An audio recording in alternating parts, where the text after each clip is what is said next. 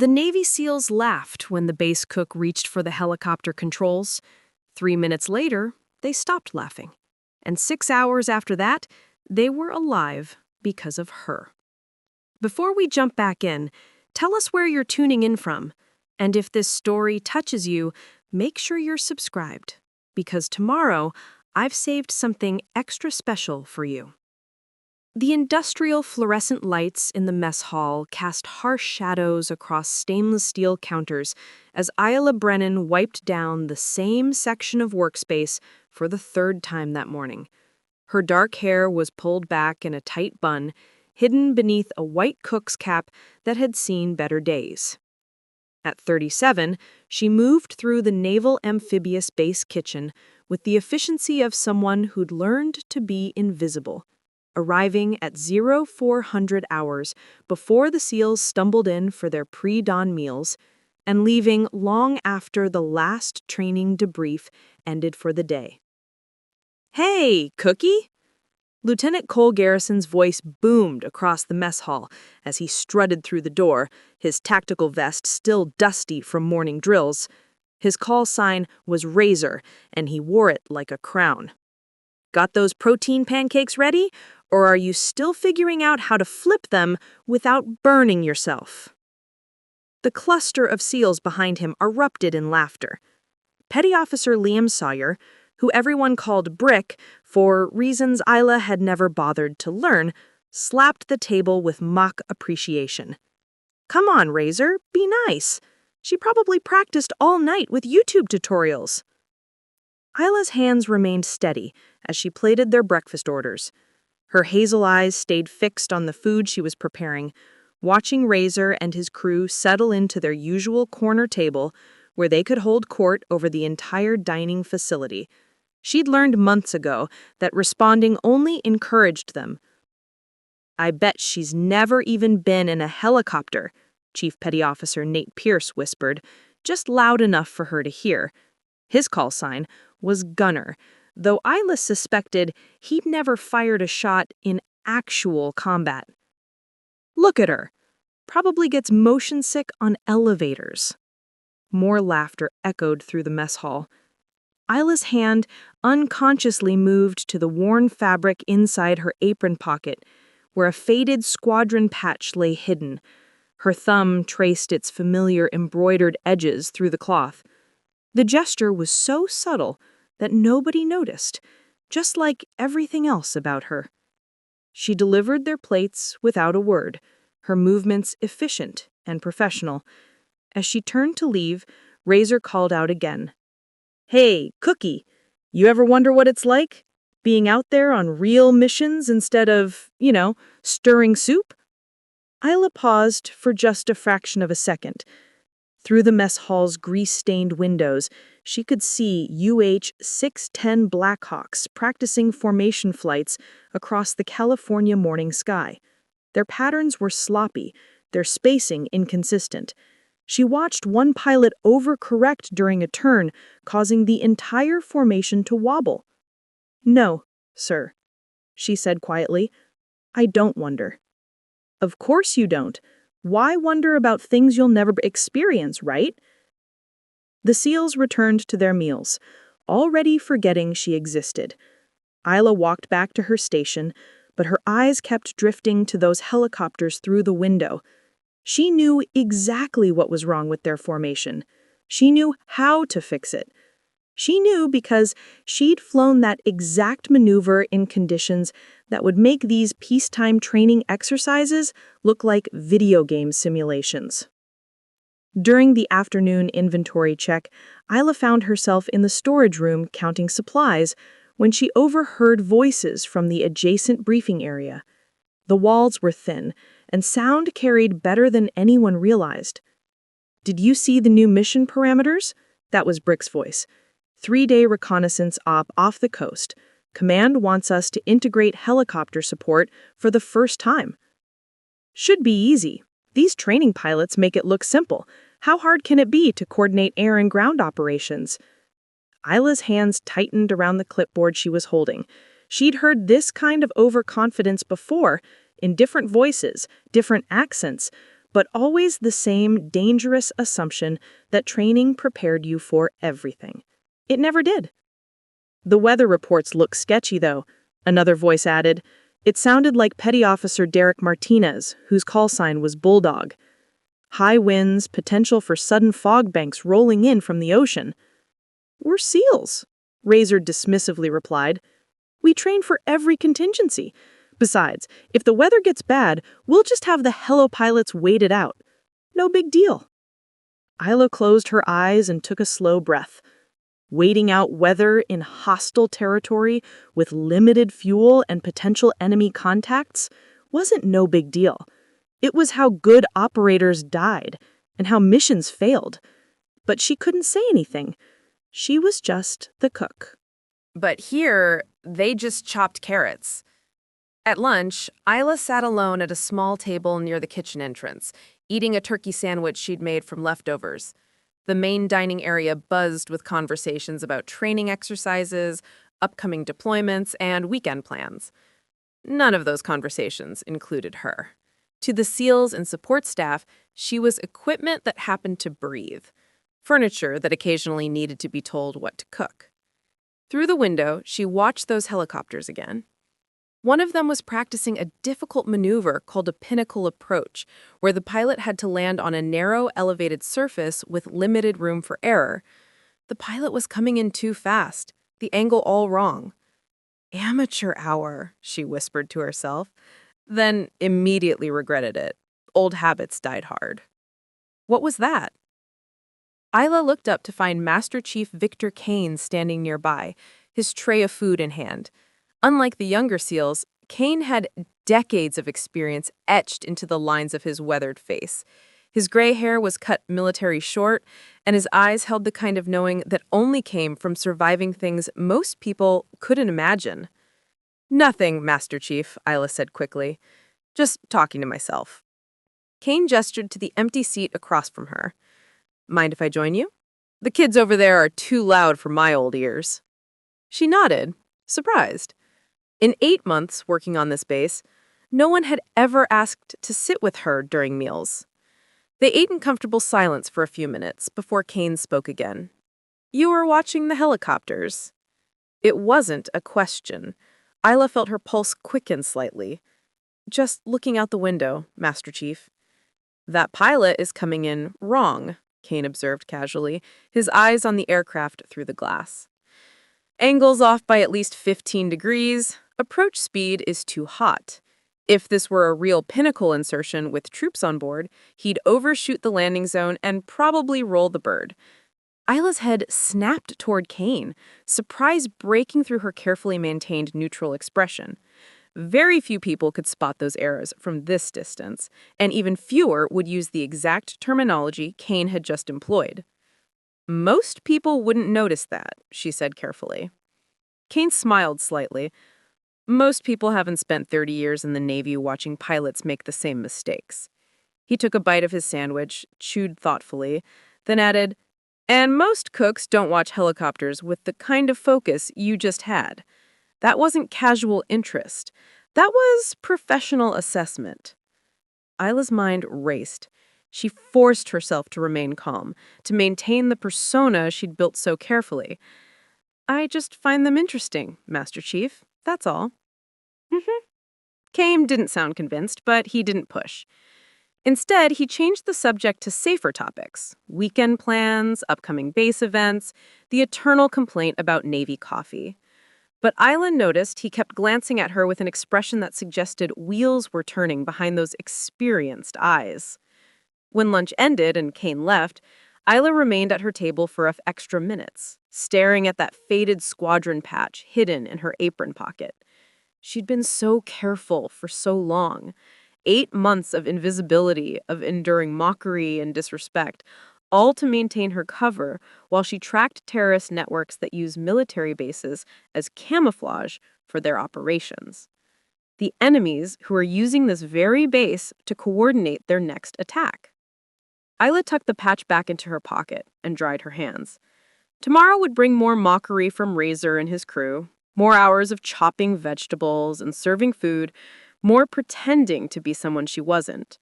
But storms didn't announce themselves with fanfare. They gathered slowly, quietly, until the moment they were needed. And Tempest was very good at waiting for the right moment to strike. The next morning brought a new level of creative humiliation that Razor had apparently spent his evening planning. When Isla arrived at 0400 hours to begin breakfast prep, she found the kitchen had been decorated overnight. Paper cutouts of helicopters hung from the ceiling on strings, each one labeled with ridiculous names: USS Spatula, Apache Whisk, Black Hawk Down Syndrome. Taped to her prep station was a hand-drawn certificate proclaiming her honorary pilot of Kitchen Squadron 1, with a clip art image of a cartoon chef riding a wooden spoon like a broomstick. Isla stood in the doorway for a long moment, her face expressionless. She could hear muffled laughter coming from somewhere nearby. They were watching, waiting for her reaction. She walked to her station, carefully removed the decorations without comment, and began her morning routine exactly as she always did. By the time the first SEALs arrived for breakfast, the kitchen looked normal again, and Isla was flipping pancakes with the same quiet efficiency she always showed. "Aw, Cookie didn't like our decorations?" Razor announced as he entered with his usual entourage. "We worked really hard on those. Brick spent like 20 minutes on Microsoft Paint." "Best 20 minutes of my life," Brick added, sliding into their corner table. "Though I gotta say, I'm disappointed there's no reaction. Where's the outrage? The tears?" "Maybe she didn't get the joke," Gunner suggested. "Cookie, do you need us to explain it? See, helicopters are aircraft and you work in a kitchen, so we combined the two concepts in a humorous fashion." The other SEALs on nearby tables chuckled, but nobody was willing to speak up against Razor's crew. Isla delivered their breakfast orders in silence. As she set down Razor's plate, he looked up at her with exaggerated concern. "You know, Cookie, I've been thinking, maybe we've been too hard on you. Tell you what, if you ever want to see what real flying looks like, you can watch from the ground while we do our helicopter training next week. We'll even wave at you." "That's generous of you, sir," Isla replied quietly, her voice tearfully neutral. "I know, right? I'm a generous guy." Razor grinned at his teammates. "Though, honestly, watching from the ground is probably safer for someone like you. Those helicopters go up pretty high. Wouldn't want you getting nosebleeds from the altitude." The laughter this time was louder, crueler. Isla felt something cold and hard crystallizing in her chest. Not anger, exactly, but a growing certainty that this situation couldn't continue indefinitely. These weren't just jokes anymore. They were systematic attempts to break her, to make her feel as worthless as they believed she was. She returned to her kitchen and began prepping lunch, her hands moving through familiar motions while her mind worked through calculations she'd hoped to avoid. How much longer could she maintain this cover? How much more abuse could she endure before someone noticed that her patience wasn't submission, but discipline? Around mid-morning, Commander Robert Ashford entered the mess hall for his daily coffee. He was a tall man in his late 40s, with steel gray hair and the weathered look of someone who'd spent decades in special operations. Unlike the younger SEALs, he moved with quiet confidence that didn't need to announce itself. He'd been watching Isla since Master Chief Kane had mentioned something interesting about the new cook, something about the way she observed aircraft with professional focus. Ashford had learned long ago to trust Kane's instincts. As Isla handed him his coffee, their eyes met just for a fraction of a second before her neutral mask returned. It was the look of someone carrying weight, of someone who'd seen things and done things that changed you forever. "Thank you," Ashford said, his tone respectful in a way that seemed to surprise her. "You're welcome, Commander," Isla replied, already turning away. But Ashford noticed her hands. They were steady, controlled, with the kind of precise movements that came from years of working with instruments that required absolute accuracy. Not just cooking instruments. He'd seen that kind of muscle memory before in pilots who'd logged thousands of hours in cockpits where mistakes meant death. That afternoon, the SEALs had a tactical briefing about their upcoming 3-day coastal reconnaissance operation. Isla was assigned to work nearby, organizing supply requisitions for the mission. The conference room door was open, and voices carried clearly into the corridor where she worked. The helicopter support will be critical, Commander Ashford was explaining. Weather conditions are unpredictable this time of year. You'll need to maintain constant communication with your air assets and be prepared to adapt if conditions deteriorate. Sir, with respect, we've trained for adverse conditions, Razor responded confidently.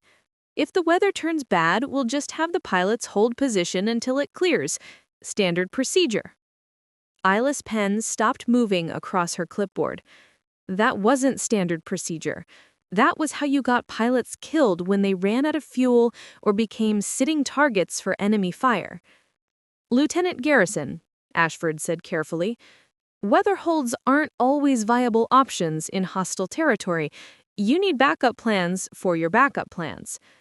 Understood, sir, but our training scenarios have prepared us for every contingency. We'll be fine. Isla bit her lip. She wanted to walk into that room and explain exactly why that thinking was dangerously wrong. Wanted to describe the 17 different ways a simple hold could turn into a catastrophic failure. But she couldn't. She was just the cook. From his position at the head of the table, Master Chief Kane caught Commander Ashford's eye and nodded slightly toward the corridor where Isla stood. Ashford followed his gaze and saw her there, fingers white-knuckled around her clipboard, jaw clenched with obvious tension. After the briefing ended, Ashford found Kane in the hallway. "You were right about her," he said quietly. "I know. Question is, what are you going to do about it?" "I'm going to find out who she really is."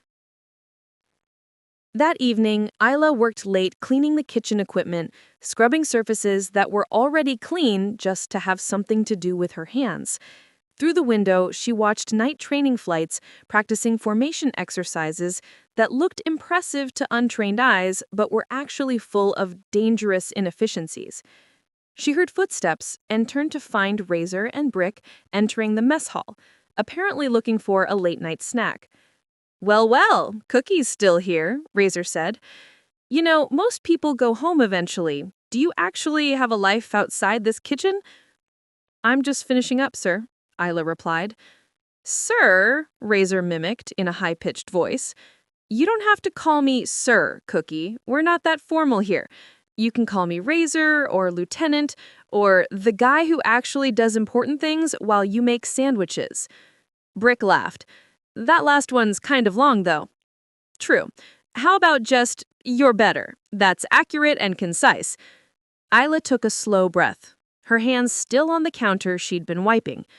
For just a moment, she allowed herself to imagine what would happen if she told them the truth, if she explained that she'd flown combat missions they couldn't imagine, rescued operators from situations that would give them nightmares, and earned a call sign that still appeared in classified after-action reports as a standard for impossible achievements. But that moment passed. The mission was bigger than her pride. "Will there be anything else, Lieutenant?" Isla asked quietly. "No, we're good." Razor grabbed a bag of chips from the pantry without asking. "But hey, Cookie, I've been thinking about your career development. What if we got you one of those little helicopters? You know, remote control. That way you could at least pretend you're doing something exciting." "That's actually brilliant," Brick added. "We could set up a little obstacle course in the mess hall. Cookie's first flight." They left laughing, the bag of chips rustling as they walked away. Isla stood alone in the empty kitchen, the fluorescent lights buzzing overhead like angry insects. She pulled out the squadron patch again, running her thumb over the embroidered storm clouds. Somewhere out there, terrorist networks were moving weapons and planning attacks. She'd been tracking them for 3 years, feeding anonymous intelligence to prevent countless deaths. And these privileged, undertrained operators thought she made sandwiches because it was all she was capable of doing. The storm was building. They just couldn't see it yet. Wednesday morning arrived with thick coastal fog that reduced visibility to barely 50 feet. The kind of weather that grounded training flights and made even seasoned pilots nervous. But for Isla, it was just another day in the kitchen, preparing breakfast for operators who didn't see past their own assumptions. Razor entered the mess hall with unusual energy, holding his phone up like a trophy. "Gentlemen, I've outdone myself this time," he announced to his crew. "I present to you Cookie's Complete Aviation Guide." He held up his phone to show a crudely edited video. It showed clips of cooking shows spliced together with dramatic flight footage, all set to ridiculous music. A chef flipping pancakes cut to an F-18 doing a barrel roll. Someone whisking eggs transitioned to a helicopter spinning out of control. The finale showed a cooking show host saying "Bon appetit" while a plane crashed in the background with added explosion effects. The SEALs gathered around, laughing and sharing the video among themselves. Within minutes, it had been forwarded throughout the base communications network. Isla heard about it before she saw it. A young petty officer named Nina Flores, one of the few people on base who'd ever shown her basic kindness, quietly showed her the video during the breakfast rush. "I'm sorry," Nina whispered. "This is really crossing a line. You should report it to Commander Ashford." Isla watched the video once, her expression unchanged. Inside, something cold and sharp was crystallizing into absolute clarity. This wasn't about respect anymore. This was about Razor and his crew actively working to destroy whatever dignity they imagined she had left. "Thank you for showing me," Isla said quietly, handing the phone back. "But I won't be reporting anything." "Why not? This is harassment. You have rights." "Because some battles aren't worth fighting publicly," Isla replied, returning to her griddle. "And some storms need to gather strength before they break." Throughout the morning, Isla noticed the looks from other personnel. Some seemed embarrassed by the video, uncomfortable with how far the joke had gone. Others found it hilarious. Another piece of entertainment in the mundane routine of base life. Nobody intervened. Nobody told Razor he'd gone too far. By mid-morning, Commander Ashford had seen the video. He stood in his office, jaw clenched, watching the cruel mockery play across his computer screen. Master Chief Kane stood beside him, equally disturbed. "This has gone beyond inappropriate," Ashford said. "This is targeted harassment of a civilian employee." "Yes, sir, it is," Kane agreed. "But there's something else you should know. I've been watching her for 2 weeks now. The way she moves, the way she observes aircraft, the technical knowledge she accidentally reveals when she thinks nobody's paying attention. What are you suggesting?" "I'm suggesting you run a deep background check on Isla Brennan. And I mean deep. Black Ops deep." Ashford turned to face Kane fully. "You think she's more than a cook?" "Sir, I've been in the Navy for 31 years. I've seen thousands of people, from admirals to mess attendants. And I'm telling you, that woman in our kitchen has seen combat. Real combat. The kind that changes your cellular structure." After Kane left, Ashford sat at his secure terminal and began typing. Standard background checks on civilian employees were routine, showing basic information like previous employment and criminal history. Isla Brennan's file showed she'd worked at 3 different military installations over the past 3 years, always in food service, always with exemplary but unremarkable performance reviews. But Ashford had access to deeper databases, the kind that required special clearances and need-to-know authorization. He entered Isla's name along with additional search parameters, military service, flight operations, classified assignments. The system took longer than usual to respond. When results finally appeared, they came with a security warning that made Ashford's blood run cold. Classified, eyes only, compartmented information. He entered his additional authentication codes, and a file began to populate on his screen. What he saw made him forget to breathe for several long seconds. Captain Isla Brennan. Call sign? Tempest. Status? Killed in action. Date of death? 3 years, 2 months, 17 days ago. Ashford scrolled through her service record with trembling hands. 212 combat missions, 17 high-risk extractions under fire, 3 distinguished flying crosses, a Silver Star for valor. She'd flown rescue missions in conditions that grounded every other pilot, pulled wounded operators from situations considered impossible, earned a reputation as the pilot you called when nobody else would take the mission. And according to every official record in the United States military, she died during a classified operation when her helicopter was shot down over hostile territory. Except she was currently in his mess hall, making lunch while SEALs mocked her with viral videos.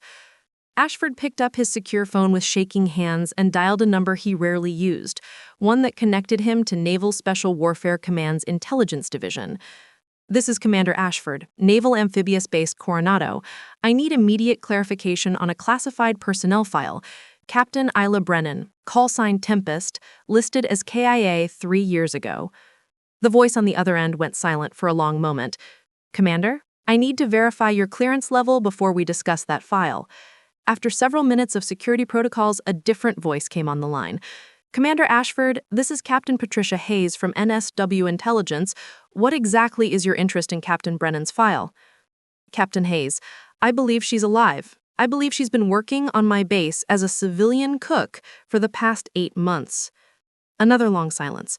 "Commander, stay on this line. Do not discuss this conversation with anyone. I'm initiating a secure video conference in 5 minutes. Those 5 minutes felt like hours. When the video screen activated, Ashford found himself facing not just Captain Hayes, but a rear admiral and 2 civilians whose agencies weren't identified. "Commander Ashford," the admiral began, "what we're about to tell you is classified at the highest levels. Captain Isla Brennan did not die 3 years ago. She volunteered for a deep cover operation tracking terrorist networks that were using military installations to coordinate weapons trafficking and plan attacks on U.S. assets." Ashford felt the pieces clicking into place. She's been gathering intelligence while working as support staff? Correct. Her death allowed her to operate without terrorist networks recognizing her. She's prevented multiple attacks and provided critical intelligence that saved thousands of lives. The cook persona isn't a demotion, Commander. It's the most important mission she's ever flown. And my SEALs have been mocking her, harassing her, treating her like garbage for 8 months while she's been protecting them? "That's an unfortunate side effect of effective cover," Captain Hayes said. "But it's also why we're contacting you now. We've been monitoring increased communications among the terrorist networks she's tracking. We believe they're planning something significant in the next 72 hours. Something that involves your base and your SEAL teams." The admiral leaned forward.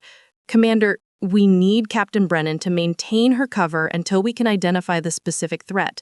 But we also need you to be prepared. When this situation breaks, it's going to break fast. And your people are going to discover that the woman they've been humiliating is the only reason they're still alive." After the call ended, Ashford sat alone in his office, staring at the video of Razor mocking Isla with cooking and flight footage. He thought about the breakfast she'd served him that morning, the quiet professionalism she'd maintained despite months of abuse. She wasn't enduring it because she was weak. She was enduring it because she was strong enough to put the mission above her pride, to let arrogant children mock her while she hunted monsters in the shadows. And in 72 hours or less, those arrogant children were going to learn the most important lesson of their careers. Thursday morning began with unusual activity on the base. Intelligence personnel arrived in unmarked vehicles, speaking in hushed tones with Commander Ashford behind closed doors. The SEALs noticed, but dismissed it as typical classified operations business, nothing that concerned them. Razor and his crew sat at their usual table, still riding high from the viral success of their video. It had spread to other bases, generating hundreds of comments and shares.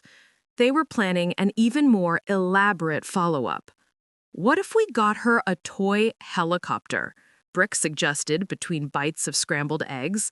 Like, wrapped it up as a promotion gift and presented it in front of everyone. "That's genius," Razor agreed. "We could make a whole ceremony out of it. Play the Top Gun theme song and everything." Gunner laughed. "I'll write a speech. For distinguished service in the field of sandwich assembly, we hereby promote Cookie to honorary toy pilot." They didn't notice Master Chief Kane standing nearby, his weathered face showing barely contained disgust. He'd heard enough. Without a word, he turned and walked toward Commander Ashford's office. Meanwhile, Isla worked through her morning routine with the same quiet efficiency. But something had shifted. She'd received an encrypted message on her hidden, secure phone at 0300 hours. The terrorist network she'd been tracking had accelerated their timeline. Something was happening today, not in 72 hours, today. Her hands remained steady as she prepared breakfast, but her mind was calculating angles and contingencies. She'd spent 3 years building this cover, tracking these networks, preventing attacks.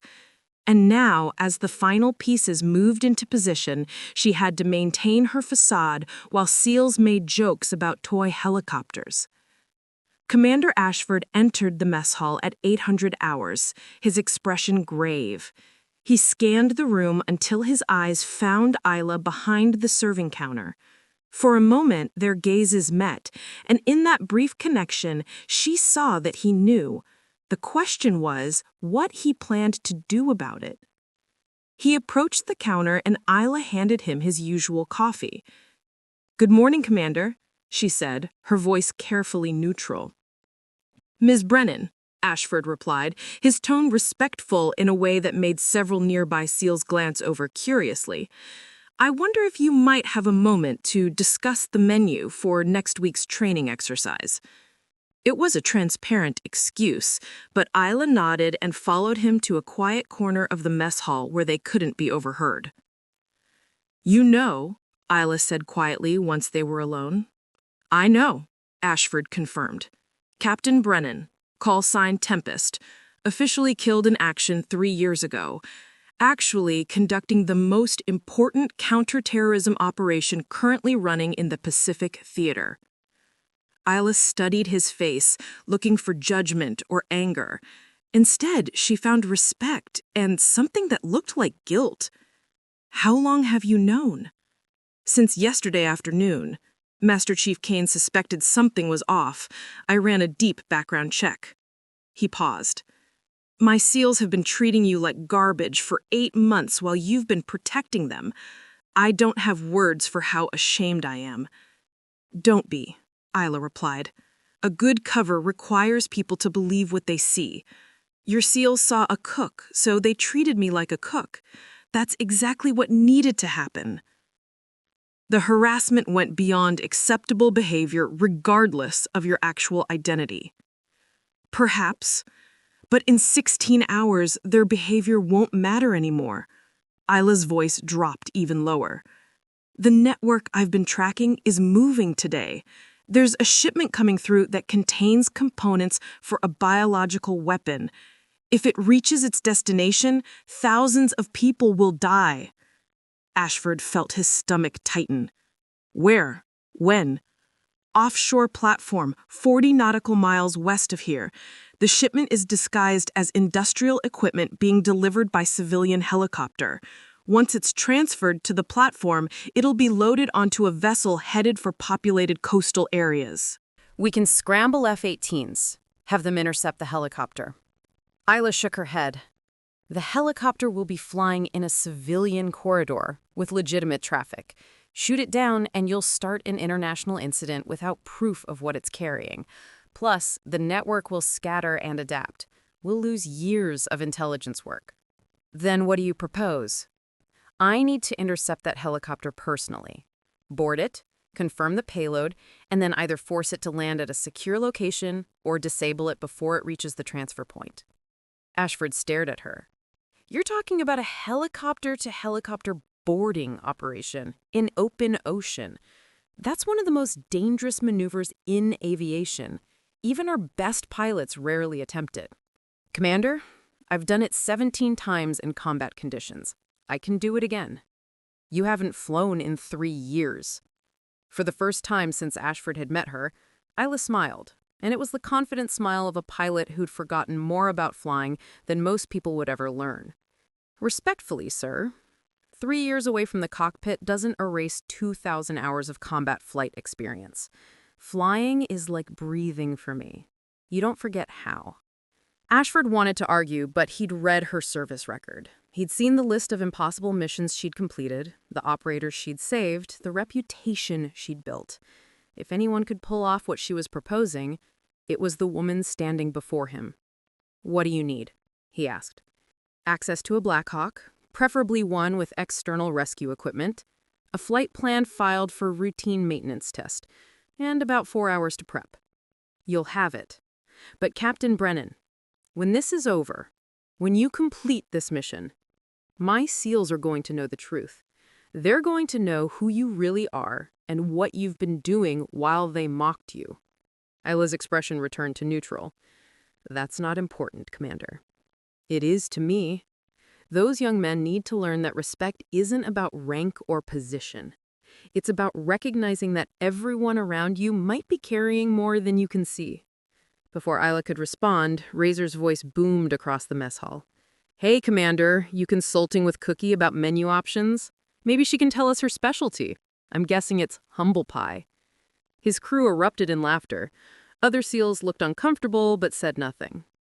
Ashford turned slowly, his expression cold enough to freeze ocean water. "Lieutenant Garrison, my office, now." The laughter died instantly. Razor's confident smile faltered. "Sir, I was just—" "Now, Lieutenant." As Razor stood and followed Ashford toward his office, looking confused and slightly worried, Isla returned to her station. She had work to do, and not much time to do it. Master Chief Kane appeared beside her, his voice barely above a whisper. "You're going up today, aren't you?" Isla didn't bother asking how he knew. Men like Kane had instincts honed by decades of experience. "Yes, Master Chief." "Good hunting, Captain. Show these kids what real operators look like." In Ashford's office, Razor stood at attention, his earlier confidence completely evaporated. The commander's expression was unlike anything he'd seen before. "Lieutenant, in approximately 4 hours, you're going to witness something that will fundamentally change how you view the people around you. And when it's over, you're going to understand why respect should never be conditional on whether someone wears a uniform or fits your expectations of what important looks like." "Sir, I don't understand." "You will, Lieutenant. Very soon. You will." Outside, Isla was already making her way toward the flight line, where a Black Hawk was being prepped for what the maintenance logs would call a routine systems check. But there was nothing routine about what was coming. Tempest was about to fly again. The flight line at Naval Amphibious Base Coronado hummed with its usual mid-morning activity. Maintenance crews worked on various aircraft while training helicopters returned from early exercises. Among this routine chaos, one Black Hawk sat slightly apart from the others, being prepped by a specialized crew under Master Chief Kane's direct supervision. Isla approached the aircraft wearing borrowed flight gear that Kane had quietly requisitioned. The Nomex flight suit felt strange after 3 years in Cook's Whites, but also familiar in a way that made her fingers tingle with anticipation. She carried a helmet under one arm and walked with a different posture now, the careful invisibility of the past 8 months replaced by the confident stride of a combat pilot approaching her aircraft. "She's fueled and ready, Captain," Kane said, his voice pitched low. "I've installed the external rescue hoist and added some equipment that's not on the official manifest, things you might need for a boarding operation."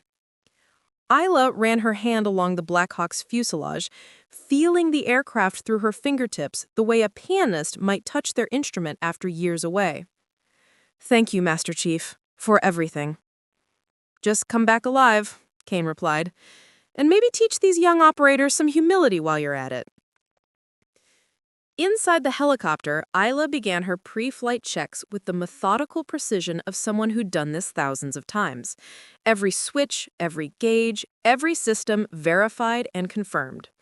Her hands moved across the controls with muscle memory so deep it felt like coming home. She was halfway through her checklist when she heard voices approaching. Through the cockpit window, she saw Commander Ashford walking toward the aircraft with Razor, Brick, and Gunner following behind him. All 3 SEALs looked confused and slightly apprehensive. Ashford had called them from their training session without explanation, telling them only that they needed to witness something important. Now they stood near the Black Hawk, staring up at the figure in the pilot's seat with growing bewilderment. "Sir, why are we looking at a helicopter? We have training exercises scheduled." "Your training exercises can wait, Lieutenant. Right now, I need you to observe and learn something that should have been obvious months ago." Isla completed her pre-flight checklist and keyed the radio. "Tower, this is Black Hawk 7-3 requesting clearance for maintenance test flight. Duration approximately 4 hours." "Black Hawk 7-3, you are cleared for departure. Maintain standard pattern unless otherwise directed." The SEALs watched the helicopter's rotors begin to spin, slowly at first, then accelerating into a blur. The familiar whump, whump, whump of rotor wash filled the air. "Wait," Brick said, his voice uncertain. "Who's flying that bird?" Commander Ashford turned to face the 3 SEALs directly. "Gentlemen, over the past 8 months, you've taken great pleasure in mocking, harassing, and humiliating a woman you believe to be nothing more than a cook.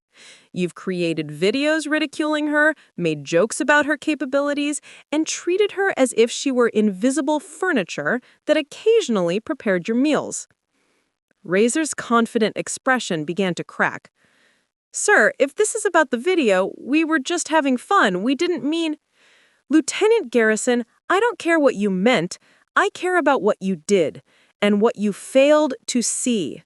Ashford gestured toward the Black Hawk as it lifted smoothly off the tarmac. "That pilot is the woman you've been calling Cookie for 8 months. Her real name is Captain Isla Brennan. Her call sign is Tempest." The 3 SEALs stared at the ascending helicopter in stunned silence. 3 years ago, Ashford continued, his voice hard, Captain Brennan was officially declared killed in action during a classified operation. In reality, she volunteered for a deep cover mission tracking terrorist networks that were using military installations to coordinate weapons trafficking and plan attacks on American assets. She's been living as a cook, enduring your abuse, while conducting counterterrorism operations that have saved thousands of lives. Gunner's face had gone white. "That's not possible. She's just—" "Just what, Chief?" Master Chief Kane stepped forward, his voice sharp. "Just a woman? Just support staff? Just someone who doesn't fit your narrow definition of what an operator looks like?" Ashford pulled out a tablet and opened a classified file. Captain Brennan has 212 combat missions, 17 high-risk extractions under fire, 3 distinguished flying crosses, a Silver Star for Valor. She's flown rescue missions in conditions that grounded every other pilot in theater. She's pulled wounded operators from situations considered impossible. And she did all of that while you 3 were still in training. Razor's knees looked unsteady. "Sir, we didn't know. How could we have known?" "That's exactly the point, Lieutenant. You didn't know because you never bothered to look beyond what you assumed. You saw a cook and decided she was less than you. You saw someone who didn't wear the uniform and concluded she was unimportant."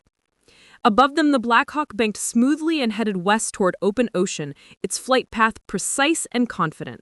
Inside the cockpit, Isla felt the familiar rush of flight, the connection between pilot and machine that she'd missed more than she'd allowed herself to acknowledge.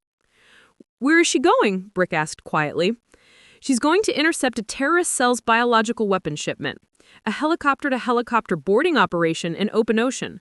One of the most dangerous maneuvers in aviation. She's going to do it alone because she's the only pilot with the skills and experience to pull it off." "Jesus Christ," Gunner whispered. "Right now, while you 3 stand here, Captain Brennan is risking her life to protect people who've spent months treating her like garbage. She's doing it because she's a real operator, because she understands that the mission comes before ego, before recognition, before the need to be respected by people whose opinions don't actually matter." Razor looked like he might be sick.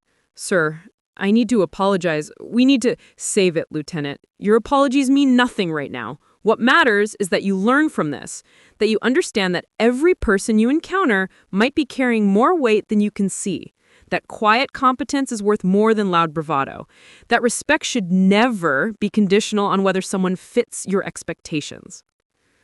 The Black Hawk disappeared over the horizon, heading toward a mission that would either save thousands of lives or end with another pilot's name added to classified casualty lists.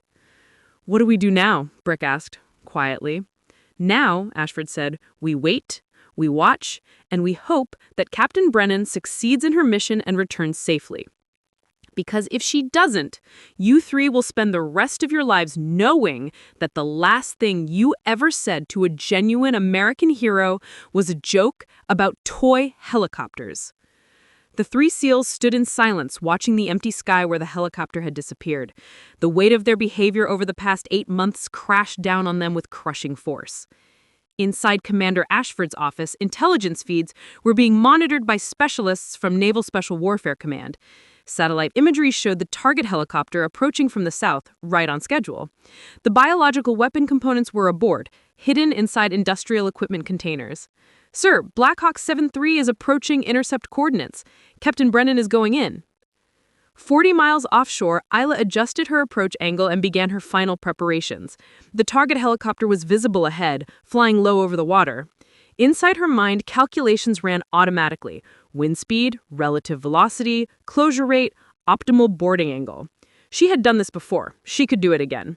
But this time, when she returned to base, everything would be different. The quiet cook who'd endured months of mockery would be revealed as one of the most decorated combat pilots in special operations history. The question wasn't whether she could complete the mission.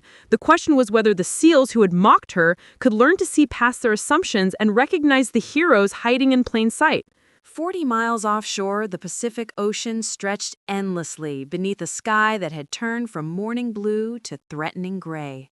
Storm clouds gathered on the western horizon, and the wind had picked up significantly since Isla's departure from base. Perfect conditions for what she needed to do.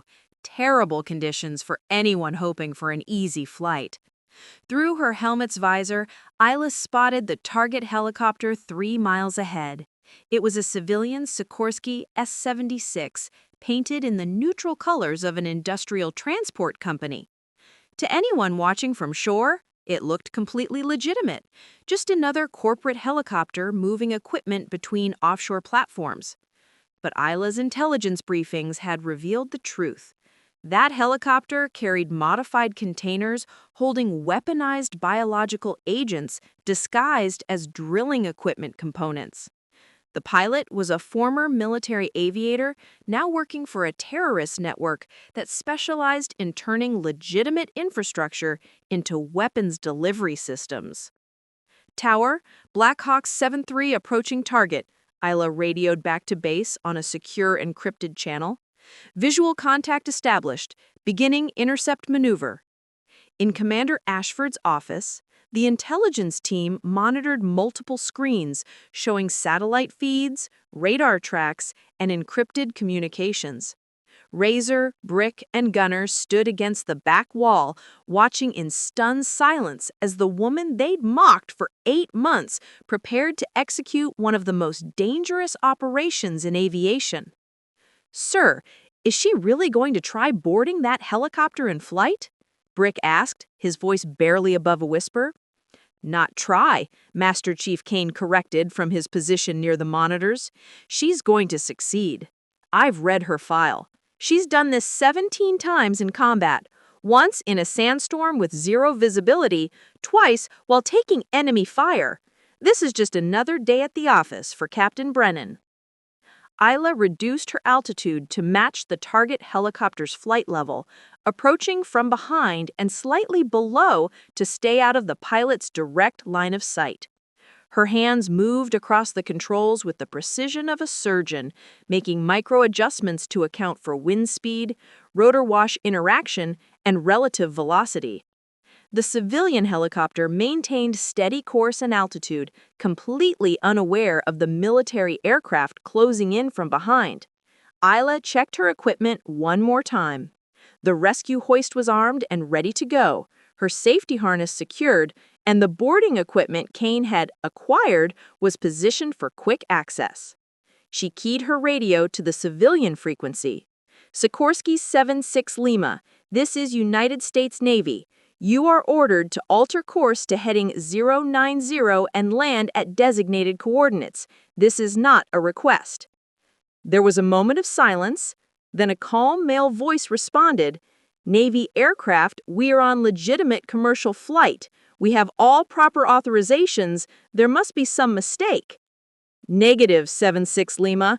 We have intelligence indicating your cargo contains prohibited materials. You will comply with instructions or be forced to land. The civilian helicopter suddenly accelerated and dove toward the wavetops, attempting to use the ocean surface to break radar lock and visual contact. But Isla had anticipated this exact maneuver. She had seen it before, studied it, knew every variation these networks used. She pushed the Black Hawk into a controlled dive, staying with the target helicopter as it jinked and weaved through increasingly aggressive evasive maneuvers. The pilot was good, trained in counter-surveillance flying, but he wasn't combat tested. He flew by the manual, following predictable patterns.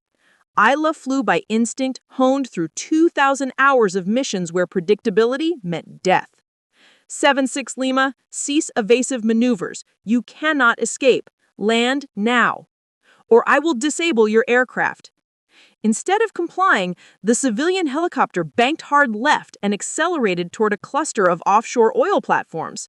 The pilot was trying to reach populated areas where military action would risk civilian casualties and create international incidents. Not today, Isla whispered to herself. She brought the Black Hawk alongside the fleeing helicopter, matching its speed and altitude with such precision that her rotor wash began affecting the other aircraft's stability. The civilian pilot fought to maintain control as Isla's larger helicopter created aerodynamic turbulence that made straight flight nearly impossible.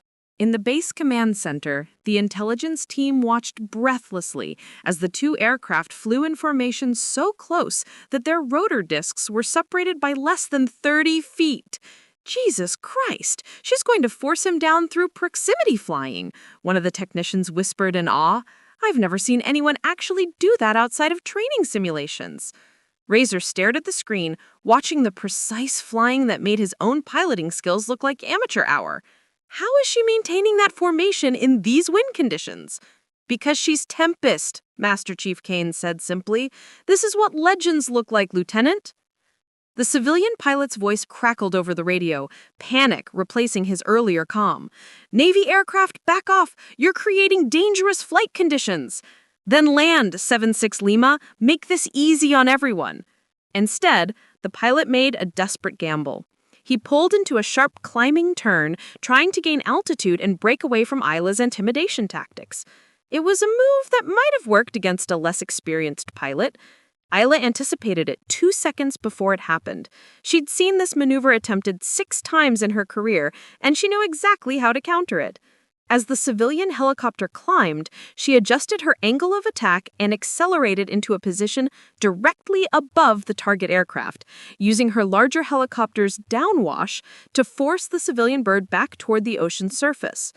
The civilian pilot had no choice, fighting the aerodynamic pressure from above while managing increasingly unstable flight conditions. He began a controlled descent toward the water. 76 Lima is descending, Isla reported calmly, approaching wave tops, preparing for water landing intercept. But as the civilian helicopter neared the surface, Isla noticed something concerning. The pilot wasn't preparing for a controlled water landing. He was preparing to ditch the aircraft deliberately, planning to destroy the evidence and escape in the confusion. Negative on water landing. 76 Lima, you will maintain altitude and proceed to designated coordinates, or I will be forced to disable your aircraft through direct intervention. You're bluffing, the pilot responded. You won't risk the cargo. Isla smiled coldly. The cargo is precisely why I won't let you crash.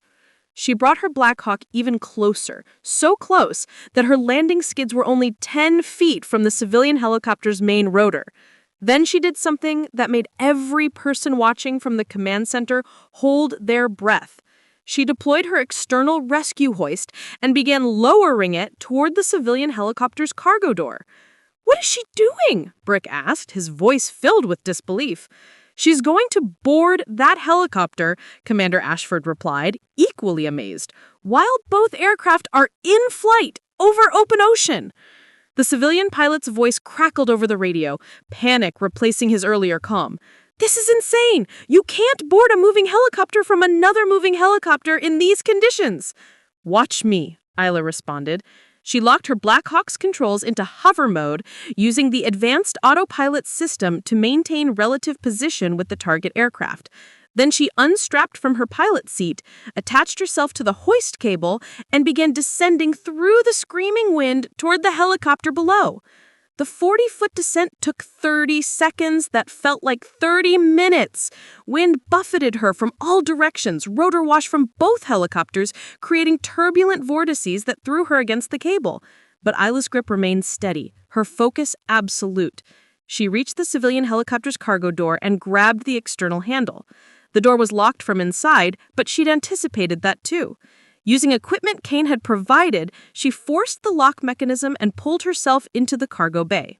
Inside the cargo bay, Isla found herself surrounded by industrial containers marked with legitimate shipping labels.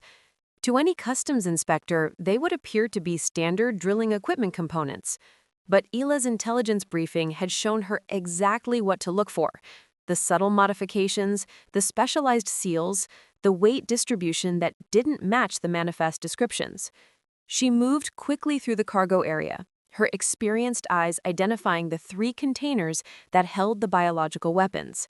Each one was roughly the size of a footlocker, designed to look innocuous while containing enough weaponized agents to devastate a major city. "Black Hawk 7-3 to command," she radioed, her voice steady despite the helicopter's vibration and the screaming wind from the open cargo door. "I'm inside, confirming 3 modified containers matching intelligence descriptions. Payload is here." In the command center, Commander Ashford felt a wave of relief mixed with continued tension. "Copy that, Captain. What's your next move?" Before Isla could answer, the cargo bay door to the cockpit burst open. A man emerged holding a pistol, his face twisted with desperation and anger. He was younger than Isla expected, maybe 30, with the precise movements of someone with military training. "Don't move," he ordered, aiming the weapon at her center mass. "I don't know who you are, but you just made the biggest mistake of your life." Isla raised her hand slowly, her expression calm. "Put the gun down. This helicopter is surrounded by naval assets. There's nowhere to go. Make this easy on yourself." "Easy? You just boarded my aircraft illegally. You've committed an act of piracy." He gestured with the pistol toward the open cargo door. "Now you're going to climb back on that hoist and return to your helicopter, or I'm going to shoot you and dump your body in the ocean." "Those containers," Isla said, nodding toward the modified cargo. "You know what's inside them. You know what they're meant to do. Thousands of people will die if those weapons reach their destination." "I'm a legitimate contractor moving legitimate cargo. Whatever your intelligence says is wrong." "Then you won't mind landing at the designated coordinates and allowing a full inspection." The man's expression hardened. "That's not happening." Isla watched his eyes, reading the micro-expressions that revealed his intentions before his conscious mind made decisions. She'd been trained in close-quarters combat by the best instructors in the Navy, had survived situations where split-second reactions meant the difference between life and death. She saw his finger tighten on the trigger a fraction of a second before he pulled it. Isla moved, not away from the gun, but toward it, using a technique that redirected the weapon's barrel while her other hand struck the man's wrist. The pistol discharged, the sound deafening in the enclosed cargo bay, but the bullet went wide, punching through the fuselage wall and out into open air. The man stumbled backward from Ila's strike, losing his grip on the weapon. It clattered across the cargo bay floor, sliding toward the open door. Both of them dove for it simultaneously, but Isla was faster. Her hand closed around the pistol grip just as the man's boot caught her in the ribs. Pain exploded through her side, but Isla maintained her grip on the weapon. She rolled with the kick's momentum, coming up in a defensive crouch with the pistol aimed at the man who'd just attacked her. "On the ground, face down, hands behind your head. Now." The man hesitated, calculating odds, looking for an opening. Then he glanced at the open cargo door and made his decision. Instead of complying, he lunged toward the containers holding the biological weapons. If I can't deliver them, nobody gets them. I'll dump them all in the ocean right now. Stop, Isla yelled. But the man's hands were already on the container's locking mechanism. What happened next took less than 3 seconds, but would replay in Isla's mind for years afterward. She had the pistol, had the clear shot, could have ended the threat immediately, but a gunshot might rupture one of the containers, releasing biological agents that would kill everyone aboard both helicopters and potentially contaminate the ocean below. Instead, Isla dropped the pistol and charged. She hit the man with a full-body tackle just as his fingers found the container's release lever. They crashed together against the cargo bay wall, the impact driving the air from both their lungs. The man fought back with surprising strength, landing punches that would leave bruises for weeks. But Isla had survived aerial combat that would make most pilots freeze in terror. She'd flown through enemy fire with wounded operators bleeding in her cargo bay. She'd made split-second decisions that saved lives while watching friends die in explosions she couldn't prevent. A fistfight with a terrorist contractor was just another problem to solve. She used her leverage and superior positioning to pin him against the cargo wall, then delivered a precise strike to his solar plexus that left him gasping for air. Before he could recover, she had him in a control hold that immobilized his arms and made further resistance painful and futile. "Command, this is Brennan," she radioed while maintaining her grip on the struggling man. "Threat neutralized. One hostile in custody. Cargo is secure." In the command center, spontaneous applause erupted from the intelligence team. Even the hardened operators who'd seen thousands of missions couldn't help but react to what they'd just witnessed through helmet camera feeds and radio communications. Razor stood frozen, his face pale. The woman he'd called Cookie had just executed a helicopter boarding, engaged an armed opponent, and secured biological weapons that threatened thousands of lives, all while flying solo over open ocean in deteriorating weather conditions. "That's impossible," Brick whispered. "Nobody can do what we just watched." "Tempest just did," Master Chief Kane replied with quiet satisfaction, "and she made it look routine." Isla zip-tied the hostile's wrists and ankles using restraints from her tactical gear, then secured him to a cargo anchor point. She checked the containers one more time, confirming they were intact and properly sealed.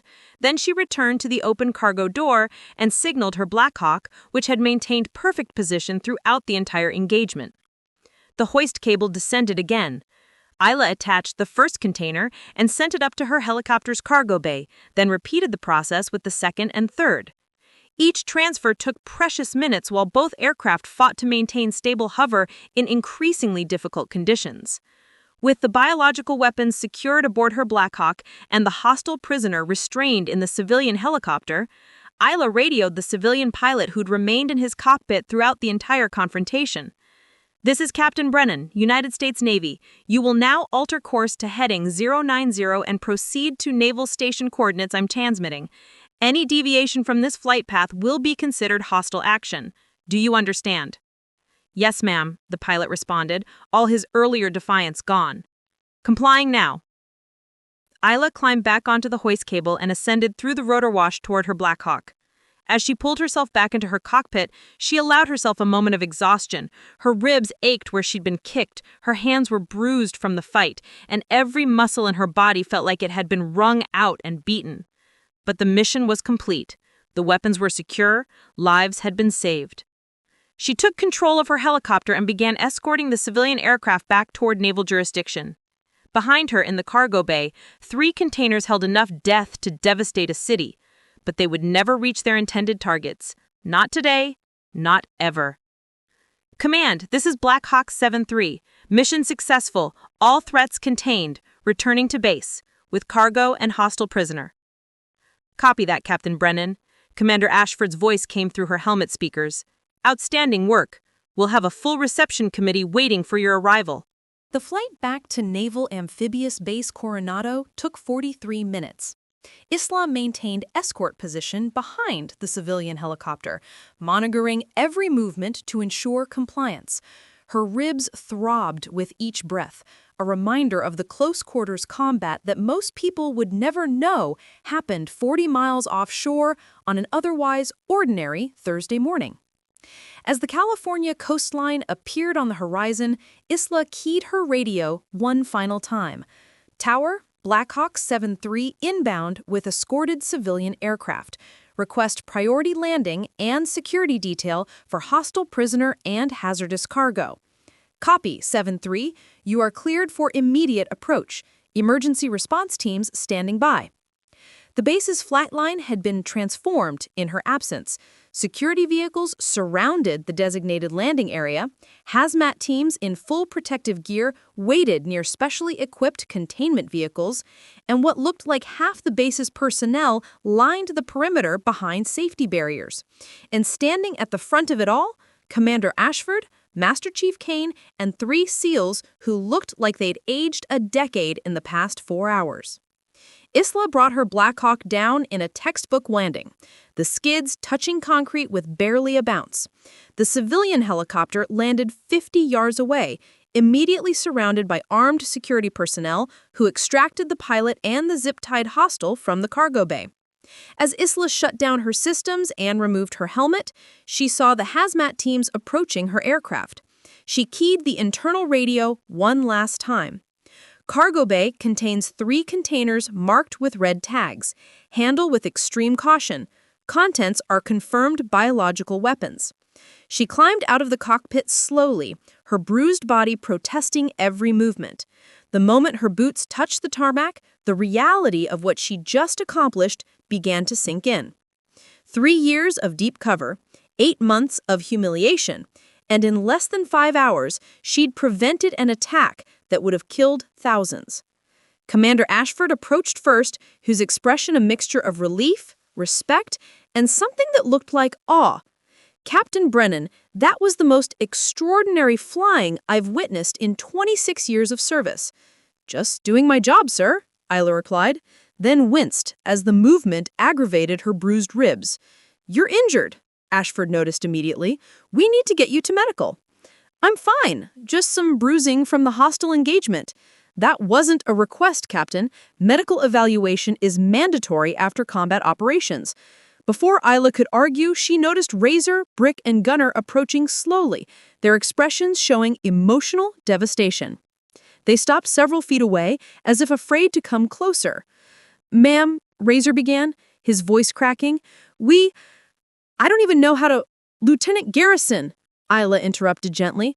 Right now isn't the time. You have debriefing obligations, and I need medical clearance. Whatever you need to say can wait. No, ma'am, it can't. Razor took a step closer, his eyes red-rimmed. For 8 months, we treated you like you were nothing.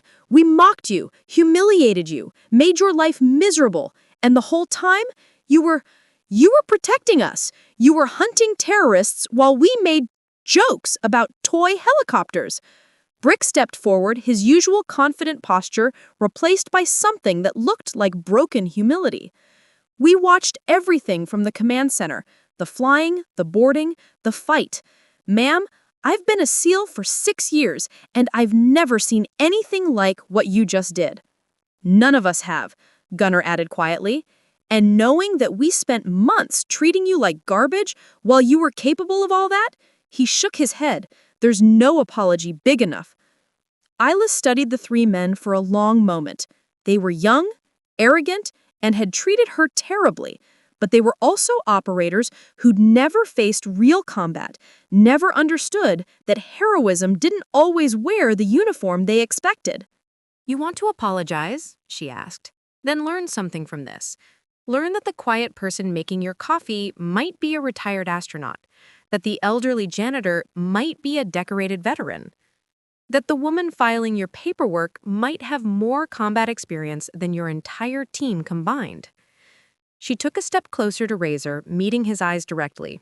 Respect isn't something you give only to people who look like you, talk like you, or fit your expectations of what important looks like.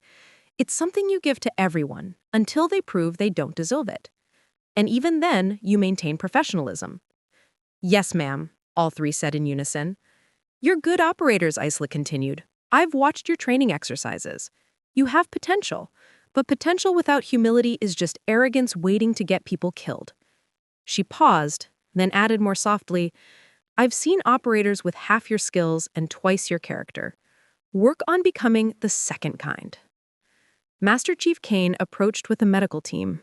"Captain, these folks need to check you out. Those ribs aren't going to evaluate themselves." As the medics began their examination, more personnel approached Isla.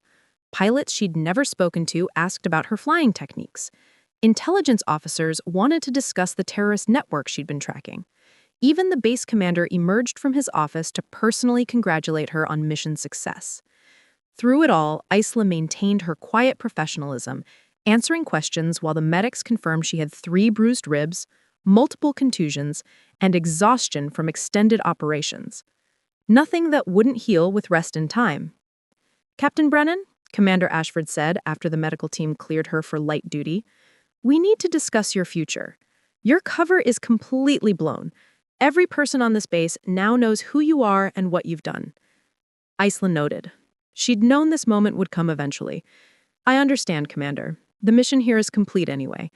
The terrorist network I was tracking has been disrupted. It'll take them years to rebuild, if they ever do. The Pentagon is recommending you be reinstated with full rank and honors, public recognition, medals, the works. They want to make your story known as an example of exceptional service." "And if I refuse?" Ashford smiled slightly. "I told them you'd say that. They've prepared an alternative. New identity, new location, new mission. There are always threats that need monitoring, networks that need disrupting, operations that require someone with your unique skill set." "Back into the shadows," Isla said quietly. "If that's what you choose, you've earned the right to decide your own path, Captain."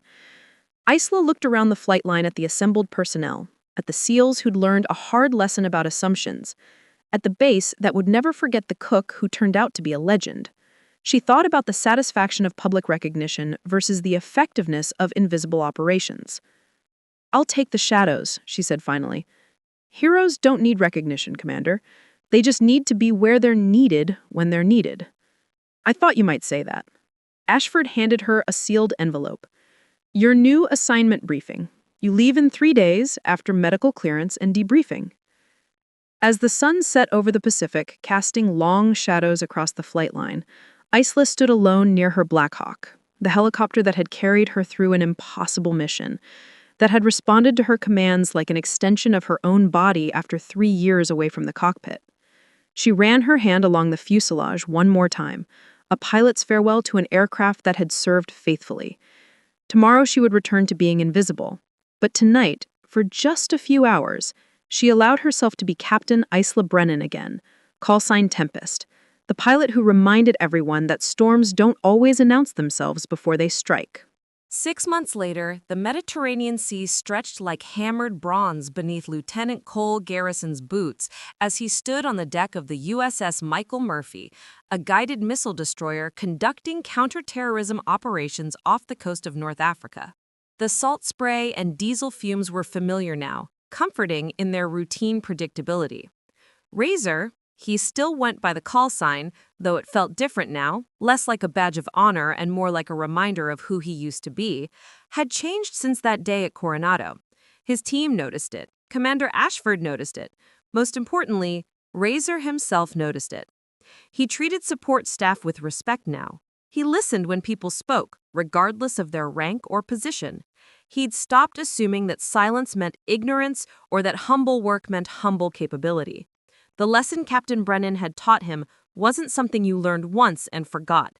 It was something that changed how you saw the entire world. "Lieutenant Garrison, you're needed in the communications center," a young petty officer announced, approaching with careful professionalism. "Priority encrypted transmission coming through."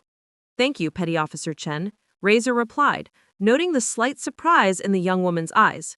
6 months ago, he wouldn't have known her name, wouldn't have said thank you. Now it was automatic. "I'll head there immediately." The communications center was dimly lit, filled with sophisticated equipment that kept the destroyer connected to command structures around the globe. The communications officer, Lieutenant Commander Sarah Park, looked up as Razor entered. "Lieutenant Garrison, we are receiving an encrypted transmission on a non-standard frequency. Authentication codes are valid, but unusual. The system identifies the source as Deep Shadow. Razor's heart stopped for a full second. Deep Shadow? The call sign that appeared occasionally in classified briefings, attributed to an anonymous intelligence source that prevented multiple terrorist attacks across 3 continents, a source that most people assumed was a network of agents or an advanced AI analysis system. But Razor knew better. "Put it through," he said quietly, "and clear the room except for essential personnel." Lieutenant Commander Park raised an eyebrow, but complied. Within moments, only Razor and 1 encryption technician remained in the communication center. The radio crackled with static, then a calm, professional female voice emerged, a voice Razor would recognize anywhere. "Overwatch, this is Deep Shadow. I have time-sensitive intelligence regarding your current operational area. Authentication code Whiskey 93 Delta Charlie, current as of this morning's briefing." Razor picked up the handset with trembling fingers. "Deep Shadow? This is Overwatch Actual. We read you clearly. Please proceed with your intelligence." "Overwatch. At approximately 2200 hours local time tonight, a civilian cargo vessel designated Star of Cairo will pass within 12 nautical miles of your position. Manifest shows agricultural equipment bound for Tunisia. Actual cargo includes weapons-grade explosives and detonation equipment intended for terrorist operations targeting U.S. Embassy in Tunis." Razor's training took over, pushing emotion aside to focus on the tactical situation. "Deep Shadow, what is your confidence level on this intelligence?" Razor asked, though he already suspected the answer. There was a pause, and when the voice returned, it carried a hint of something that might have been amusement. "Let's just say I've been working in some interesting kitchens lately, Overwatch. You'd be surprised what people discuss when they think the cook isn't paying attention." Razor felt a chill run down his spine. She was still out there, still operating in the shadows, still using the same cover that had fooled him so completely. But now she was using it to infiltrate terrorist networks, gathering intelligence that saved lives. "Deep Shadow, your intelligence is solid. We'll intercept the Star of Cairo before the transfer can occur. But I need to ask, are you safe? Are you in danger?" Another pause. "I appreciate the concern, Overwatch, but this is what I do. This is who I am. Just make sure you intercept that vessel. Those explosives can't reach their destination." "Understood, Deep Shadow. We'll handle it." And Razor hesitated, then continued, "Thank you for everything. For teaching me to see past assumptions. For showing me what real service looks like. Lieutenant Garrison, you learned the lesson. That's what matters. Now go save some lives. Deep Shadow, out." The transmission ended, leaving only static. Razor stood in the communications center for a long moment, staring at the radio equipment that had just connected him to a ghost. Within 30 minutes, the USS Michael Murphy was maneuvering to intercept the Star of Cairo. Razor's SEAL team prepared for a maritime boarding operation, reviewing the detailed intelligence that Deep Shadow had provided.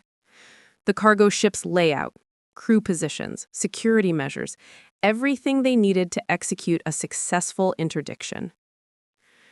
At 21:47 hours, Razor and his team fast-roped onto the Star of Cairo's deck from a Navy helicopter. The operation was textbook perfect. The crew surrendering without resistance once they realized they were surrounded by heavily armed SEALs.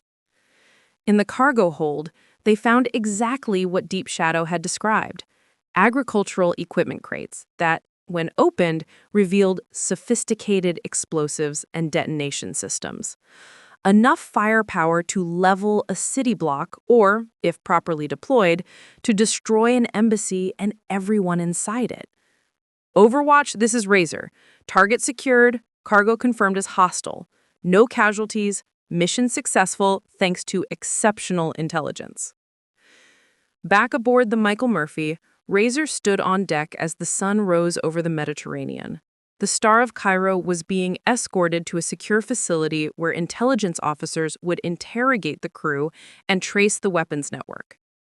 Lives had been saved because of Deep Shadow's intelligence, because Captain Isla Brennan, wherever she was, whatever kitchen or warehouse or factory she was working in, was still fighting her invisible war. Brick and Gunner joined him at the railing, both of them having evolved significantly since that day at Coronado. They'd all changed, grown, learned to see the world with more humility and awareness. It was her, wasn't it? Deep Shadow. That was Captain Brennan. Yeah, Razor confirmed.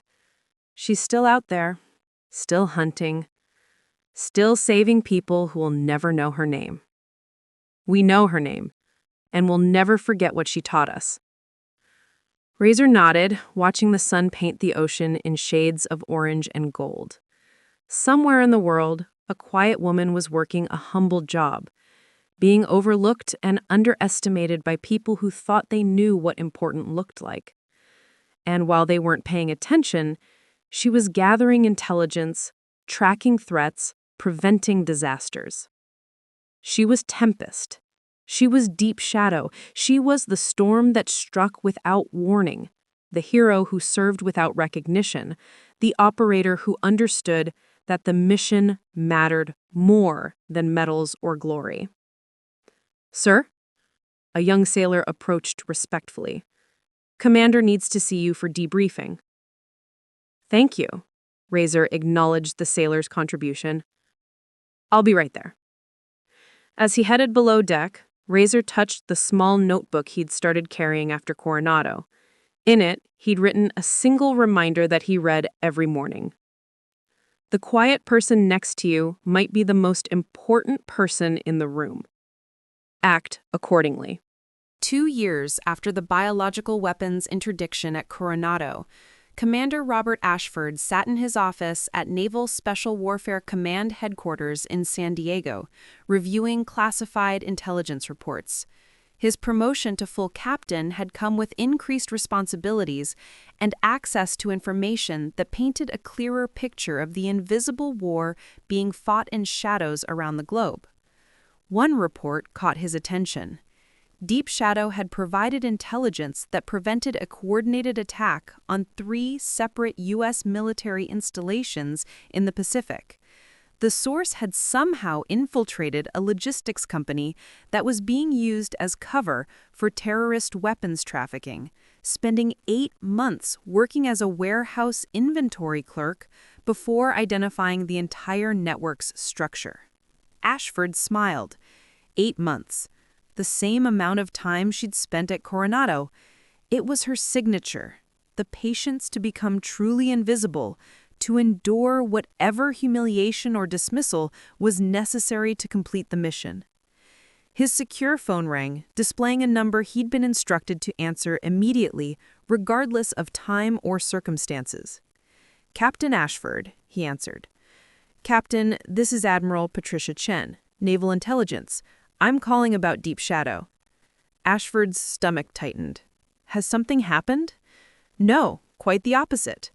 We've been tracking Deep Shadow's intelligence contributions over the past 3 years.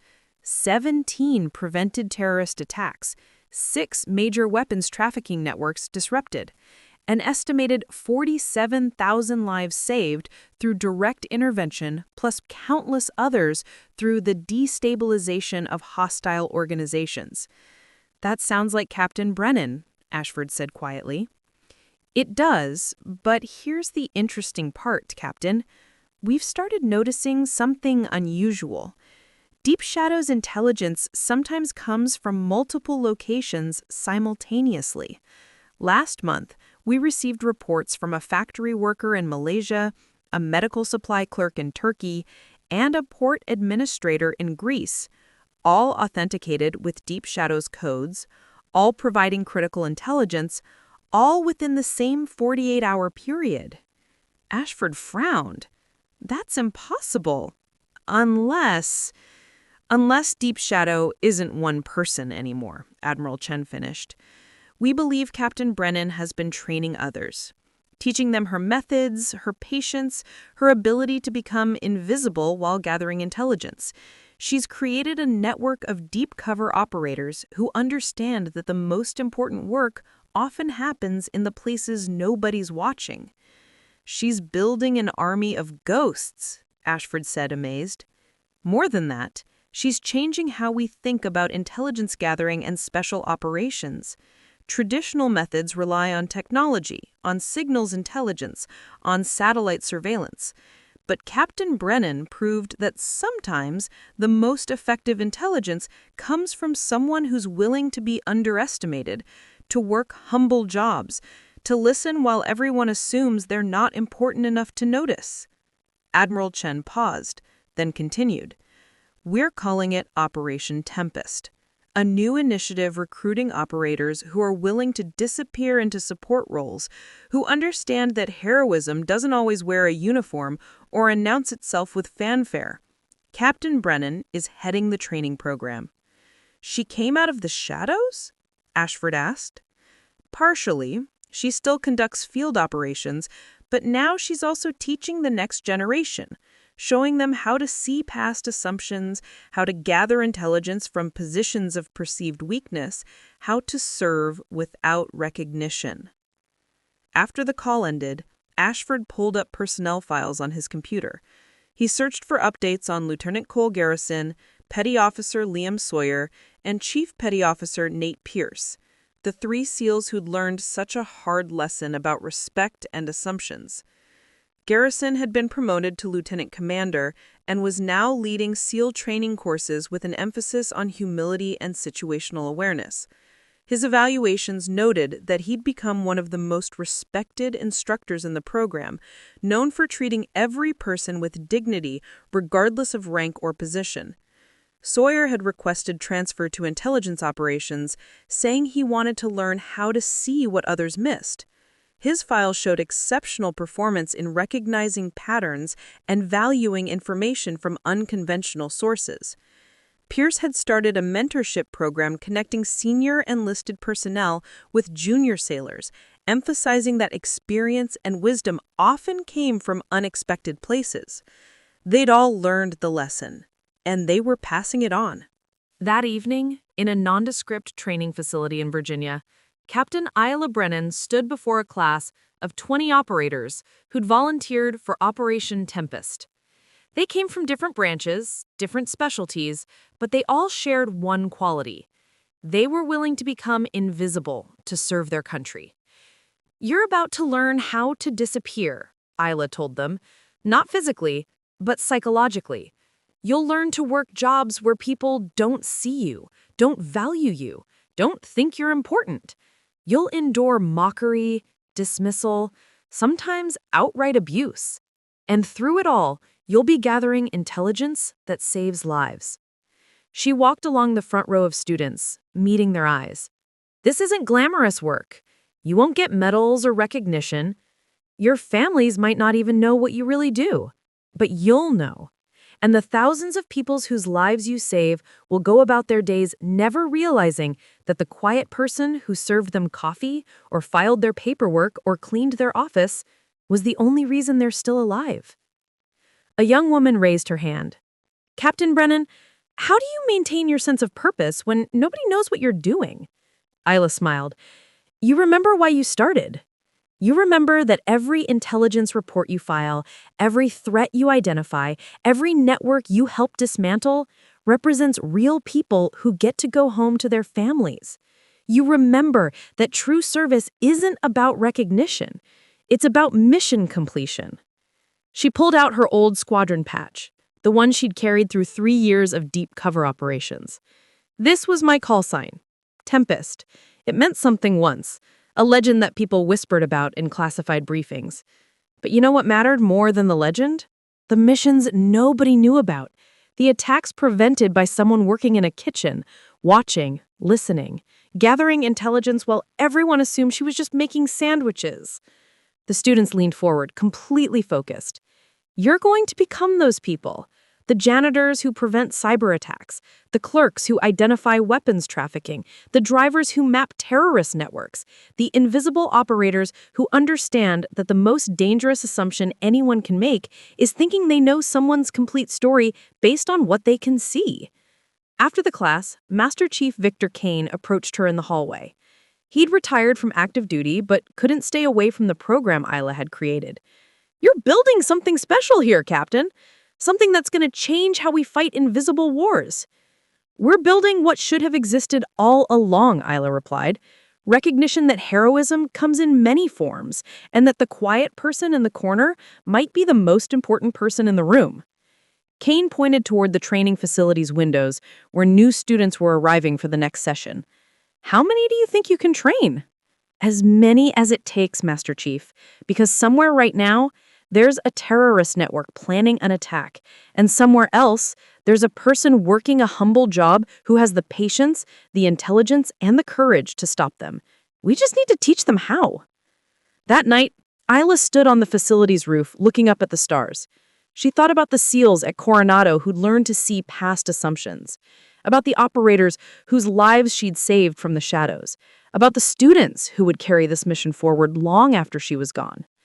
The sky belongs to those brave enough to claim it, but the ground, the shadows, the invisible spaces where real intelligence was gathered, that belonged to operators willing to be underestimated, to work without recognition, to serve without glory. Tempest had taught them all one lesson. Heroes don't always announce themselves with fanfare and publicity. Sometimes they just show up when you need them most, invisible until the moment they're absolutely essential. And some storms never really end. They just keep flying, one mission at a time, one life saved at a time, one quiet victory at a time. Up next, you've got 2 more standout stories right on your screen. If this one hit the mark, you won't want to pass these up. Just click and check them out. And don't forget to subscribe and turn on the notification bell so you don't miss any upload from us.